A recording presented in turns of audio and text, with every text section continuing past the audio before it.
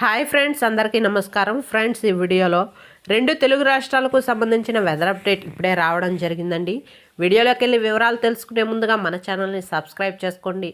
Video నచ్చితే like చేసి support చేయండి. అలాగే మీ యొక్క ఫ్రెండ్స్ అండ్ ఫ్యామిలీకి కూడా వీడియోని షేర్ చేయండి. ఇక ఏమాత్రం ఆలస్యం చేయకుండా టాపిక్ని స్టార్ట్ చేద్దాం. మాండాస్ తుఫాన్ తీరం దాటింది.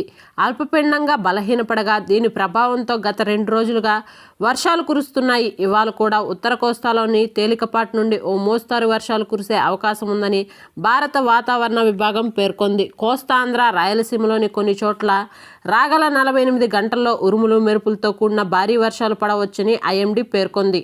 ఈ తుఫాను ప్రభావంతో తీర ప్రాంత జిల్లాల్లో భారీ వర్షాలు పడుతున్నాయి.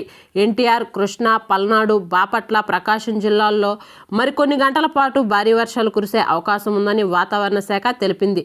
రానున్న 2 రోజుల పాటు ఏపీతో పాటు తెలంగాణలో కొన్ని జిల్లాల్లో వానలు పడవచ్చని పేర్కొంది.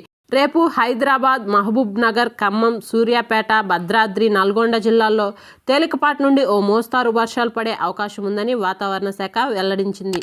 ఓకే ఫ్రెండ్స్, చూసారు కదా రెండు తెలుగు రాష్ట్రాలకు సంబంధించిన వెదర్ అప్డేట్. వీడియో నచ్చితే లైక్ చేయండి, మన ఛానల్ని సబ్స్క్రైబ్ చేయండి.